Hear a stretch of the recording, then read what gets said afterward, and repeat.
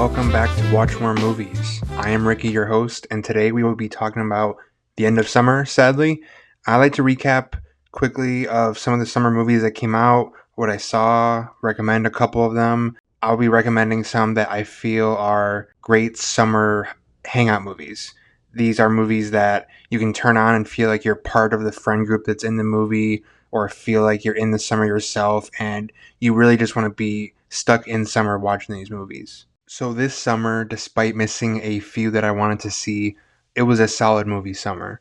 There were a bit of everything, and I don't think there were any huge duds, but I also didn't see a few that I feel like were considered those. So I'm just going to run through them all as much as I can list and talk about the ones I did see, just give very, very brief thoughts. Alright, just to make it a little easier, here are the ones I have not seen that were big releases or wide releases from the summer. Lilo and Stitch, Thunderbolts, Friendship, Hurry Up Tomorrow, Karate Kid Legends, Ballerina, The Life of Chuck, How to Train Your Dragon, the live action remake, Elio, F1, Megan 2.0, Sorry Baby, Smurfs, I Know What You Did Last Summer, The Bad Guys 2, Freakier Friday. Some of those I did really want to see and I do plan to, but they weren't really on the top of my list or super urgent, so I'll get around to them at some point, but those are the ones I did not see. Now for the ones I did see, Mission Impossible 8, The Final Reckoning. Very disappointing ending to this franchise. I've loved it from the very beginning, and it just really was a bit of a dud. I'm sure they'll make more at some point, but this one, given that they all said it's going to be the final one, aside from one or two set pieces, it just really was a bit of a dud. The one after that I did see this summer that I did really like, Clown in a Cornfield. If you like throwbacks to 80s and 90s slashers set in a small town during the summer, highly recommend it. By the title, Clown in a Cornfield, you can kind of put together what the vibe will be, but if you like that kind of setting for a horror movie, I highly recommend it. The next one is Fight or Flight. It went a bit under the radar. Josh Hartnett in this very contained action movie on an airplane. Pretty fun. If it's on Netflix or something like that, I'd recommend checking it out. It was pretty short, like hour and a half or something like that. Nothing crazy, but it's fun for the time that you spend and if you can stream it. The next one that I do really recommend is Final Destination Bloodlines. Some of those entries in the franchise I've loved, but also acknowledge how quite bad they are. This one was really fun, but also very revitalizing to this franchise. It really did hit a low with the last two, but this one feels like it's really fresh. Feels like it gives some new life into this that you would be very surprised to see in a sixth entry in a horror franchise that hasn't had a new movie in over 10 years or so. The next one is Bring Her Back, the follow-up to from the directors of Talk to Me. There was some eerie moments and really under your skin scenes, but aside from that, it was pretty boring and kind of disappointing. After that is the Phoenician Scheme from Wes Anderson. Really fun stuff that touches on family. That Asteroid City, his last one, did a bit better, but it still is a lot of fun, and if you like Wes Anderson, highly recommend it. The Materialists from Celine Song, her last feature, Past Lives. If you listen to the first full episode, it's in my top 30 of all time. I love Past Lives. This one, solid, very good. Some of the cast definitely feel very miscast for their roles, and if they had different actors in there, I feel like would have elevated even more. Despite that, I do really think this was solid, and if you like a good romantic drama, I definitely recommend it. Probably my favorite film of the summer is 28 Years Later. I love the first two entries in the franchise. Zombies are a weak point for me in the sense that if it's zombies or infected, in that sense, you'll have my attention and you'll have my ticket. The franchise 28 Days and Weeks Later, I love those movies. Those are some of the ones that got me into the genre and really helped me get into horror. The third one is probably the best one, honestly.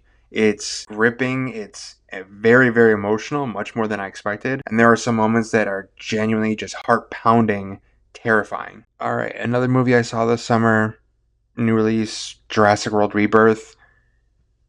I guess it's a Jurassic World movie.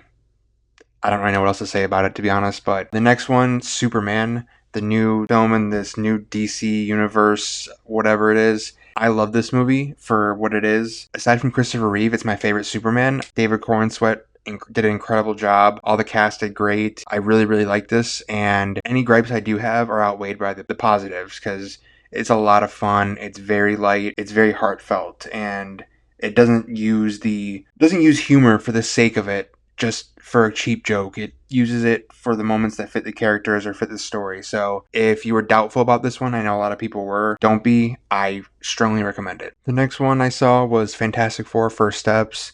The last episode was centered around Fantastic Four, so if you want my thoughts, check it out, episode 2 of the show. After that was Eddington, the newest film from Ari Aster. Hard to believe, even 5 years later, we were doing what we were doing during COVID. This film hits it perfectly on representing that in the best and worst ways.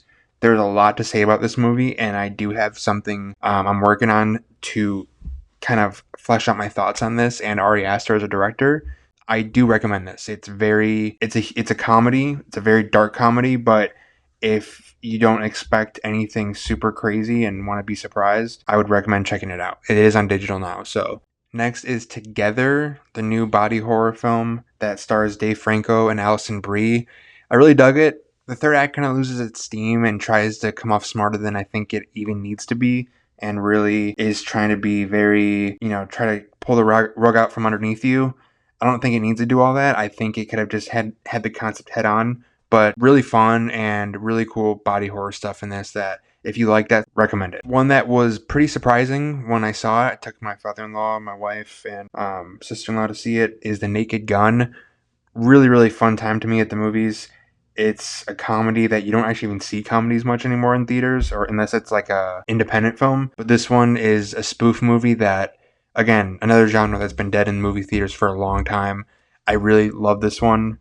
It's not as good as the original, but it doesn't need to be, and it doesn't try to be or try to remake the same jokes.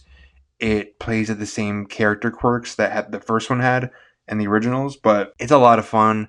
Liam Neeson's hilarious, and I really do hope he does more comedies, and I really hope that they can make more of these because these are hilarious. All right, the final film of the summer that I did see and has been a huge movie discussion for a lot of people is Weapons from Zach Kreger, who did the 21 or 2022 Barbarian. I love that movie, and I really, really like this one as well. I think I like Barbarian a little bit more, but Weapons is a very, very deep movie. I don't think that it takes one viewing to kind of formulate my own personal thoughts, at least just for me. There's a lot that goes into this movie and a lot to talk about, so I hope that in a later episode I can delve into it a little bit more, but I strongly recommend it. It's not a horror movie in the traditional sense, and it's less horror than Barbarian was, but if you like good thriller and some supernatural aspects to it, then definitely recommend it and go see it in theaters, because it's a lot of fun with the crowd. So that was the summer movie slate. I didn't really do streaming stuff. I didn't even watch Happy Gilmore 2. I know that was a big one for a lot of people. I'm just going by theatrical releases. It is looking to be a bit of a slow September, but the fall film slate for me personally is very, very exciting. So there'll be a lot to talk about for me on that end. Now, keeping in the summer theme and with the season coming to an end, I want to give some movies to watch that if you are in the summer vibe or feeling nostalgic for the summertime, you can watch these and wrap yourself back up in summertime. If you watch these like I do, I very much get the one night of the week or one night or week with friends and remembering the good times before life changes or before we grow up feel to it. I'll mention 3 here, but won't go super in depth with them. I have 5 recommendations, but these are just 3 kind of honorable mentions. One, I feel like many people have seen, and you've probably already seen it if you're listening, The Sandlot. It's a huge part of my childhood, playing baseball and just that same age. Not much needs to be said, but it's a classic, and if you want baseball in your summertime movie, that is one to watch. 2 others that I'd recommend are kind of similar, but The Way, Way Back and The Kings of Summer. Both in a similar time frame, but you watch both and remember the times in your younger life when you felt that change coming and you weren't coming to grips with it, and you really just try to resist all you could. So here are my main recommendations for this theme that we're on. Number 1 is American Graffiti from 1976, directed by none other than George Lucas. And before he went on to make arguably the most influential franchise in Hollywood history, he made this night in the life of film about a group of teenagers having a last night out before 2 of the main core group leave for college. This is a movie that has made the list of so many greatest films of all time lists, and for good reason. Lucas based this on his own personal experiences, each character kind of having a bit of what happened to him really, but not quite, one for one. And you can feel how personal this story really is. It's like looking into photographs of a life-changing night at such a young age. taking place in 1962. Lucas makes you feel like you have known this town, like it was a timeless hometown that everyone's lived in, whether it be the road that the kids go to race at night or the local late night burger place that everyone would grab food from in the middle of the night on the weekend. It's a place that we can all feel relatable and familiar with. Each of these four friends have their own existential epiphanies and finding out what they want and who they are in the process. Even if they don't fully know yet by the end of the film, but it feels like a very important first step for each of them. Whether it be getting into the wrong crowd and doing illegal things and being up to no good, or having a deep conversation with your high school sweetheart and figuring out what that means for your future and how to navigate relationships out of the high school mindset into adulthood. There is quite some dark humor in this too, which I did not expect, but isn't quite surprising given the time period that it was made in. It's not a knock against it, it just really was unexpected. There's a lot to take away from this and a lot to feel when watching it and reflecting upon it, but if you watch it, I truly hope you can see a bit of yourself in this and reflect on some of those good times and really feel like you want to be back in summer, because I know watching it, I definitely did. All right, recommendation number 2 is a very recent one. It is 2024's Snack Shack. This one was a bit of a surprise when I first saw it. I think I heard vaguely about it when it was released, but it had a very quiet theatrical opening and very limited. But after some critics' opinions that I respect had liked it and recommended it and kind of shouted it out here and there, I decided to give it a shot.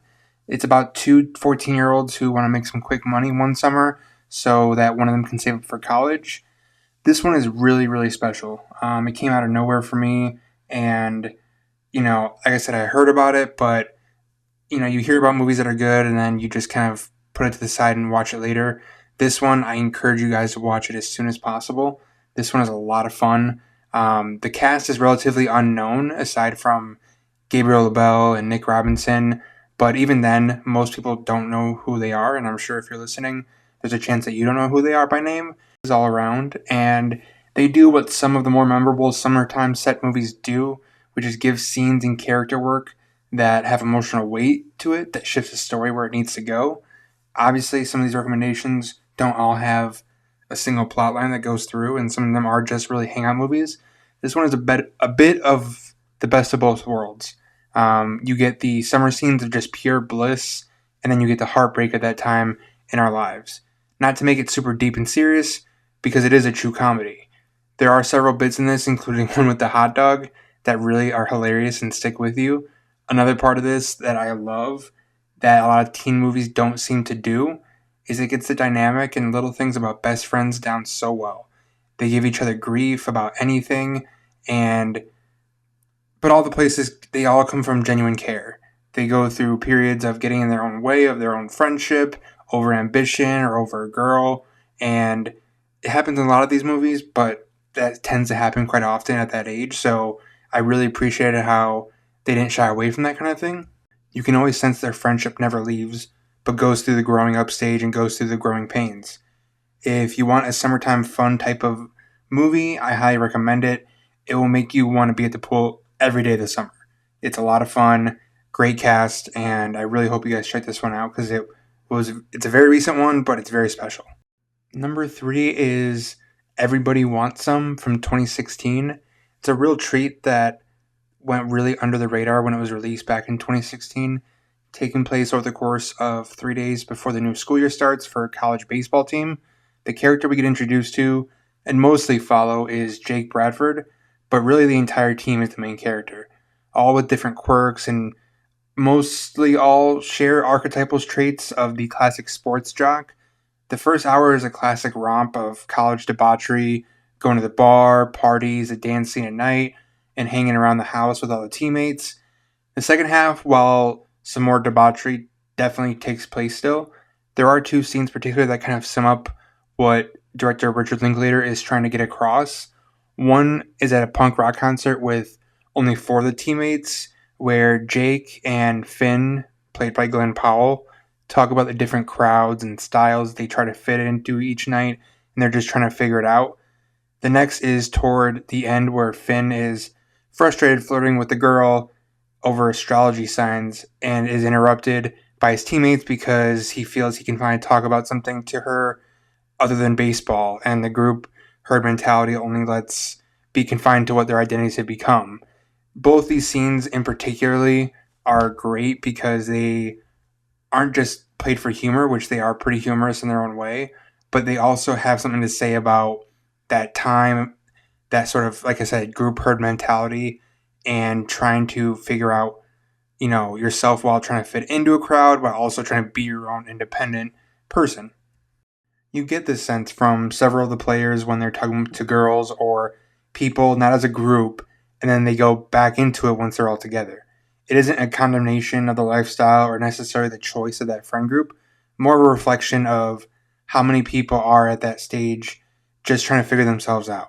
Even when they meet up with the punk rock group, one of the kids was a former baseball player with Jake in high school and now has a whole new look and set of interests. It really makes you reflect on how you used to be, how you grew up, and how you were just trying to find yourself at that age and where you fit in. Just like another Linklater film that's going to be on this list later, great soundtrack. It takes place in the 80s, so you have like I said, really great soundtrack and lots of just fun time watching this one. It's even more fun when you watch it with your group of friends. Number 4 is Adventureland from 2009. A summer teen young adult flick that feels a bit more rough in a sense than the others. There are stakes to this and the actions that these characters take for it. It follows James Brennan out of high school and about to travel to Europe for the summer with his friend until his parents find out the father has been demoted/fired and they cannot afford this trip, so he needs to find a job at a local theme park, Adventureland. Jesse Eisenberg plays James and really fits that role well, as a lot of the characters at this time period in his career had been doing the same sort of timid, awkward young adult. There are many recognizable faces in this, and mostly all of them have really memorable moments, especially the married couple who run the amusement park, played by Bill Hader and Kristen Wiig. Absolutely incredible in their limited scenes. Another aspect about this that changes compared to the other summer hangout movie is, aside from 2 or so the background characters, you don't really like any of the main characters. They're all pretty kind of shitty in their own way, and you're supposed to root for them because they're the main characters. But that is also what's fascinating, is it's a deconstruction of these archetypes and these protagonists in these movies. There are, of course, some slapstick gags that are funny and keep yourself engaged, and you do get a camaraderie amongst the cast that gives you the comforting summer vibe that you want to be a part of. Aside from, it sounds a bit negative, but I do recommend it. It is really funny. There are some good moments. It's just the characters aren't maybe the most likable, but that's also kind of the point. So I do think it's fascinating. It is quite fun, and again, highly recommend. Number 5, saving the best for last, is Dazed and Confused. This is what many consider to be the epitome of the Hangout movie. 1993, directed by Richard Linklater, who also did Everybody Wants Some, taking place in the 1970s versus the 80s, following a collection of characters focusing on only a few mainly: the awkward 8th grader going into high school, the seniors, the nerds that aren't nerds but sort of corner themselves that way, the jocks, and many more sprinkled in. Most of what I said about the other films are all applied here, but perfected. Maybe the jock who is a bully is too old for the shit he's doing and even tries to keep beating it down more and more than his other friends, but you see sadness at the right times that you sort of feel bad for him until you don't. Or there's the grown adult who still hangs around the high school parties that sort of looks out for everyone, but is also a bit of a creep. And then you have the awkward 8th grader who's trying to find new friends and trying to find a new crowd to fit into so that he can survive high school. There is a lot of great camaraderie amongst everybody. What's really fascinating about this one is that all these different cliques, all these different kind of groups all mesh well together, and there isn't a one against the other, or there isn't a, head-on collision between different groups, if that makes sense. There isn't like a lot of the nerds get along with the jocks, a lot of the jocks get along with the kind of punk rock crowd. So if anyone has any sort of issue with anyone else, then it's more so to do with the people and less so about the cliques. Accompanied by an incredible soundtrack, you get the best of the hanging out last day of school year party feeling. And while it isn't as eventful as the other films that I've recommended, none of the characters have big existential crisis about growing up. They all move forward with a hopefulness and leaves you with a smile. To add to the characters in this movie, lots of recognizable faces here that surprise you and make you laugh with how they act, and that's truly is the best of the bunch of these recommendations I've recommended today. Alright, thank you for listening to me talk about the summer, the end of summer, and the summer hangout movie. The next episode will be about the new Austin Butler, Darren Aronofsky big release, Caught Stealing, and some other recommendations based around that. You can keep up to date on the show on Instagram at PodWatchMovies and on Bluesky at watchmoremovies.bsky.social. Please subscribe Apple, Spotify, or YouTube. The show's link tree is on both Instagram and Bluesky, so check it out. And until next time, watch more movies.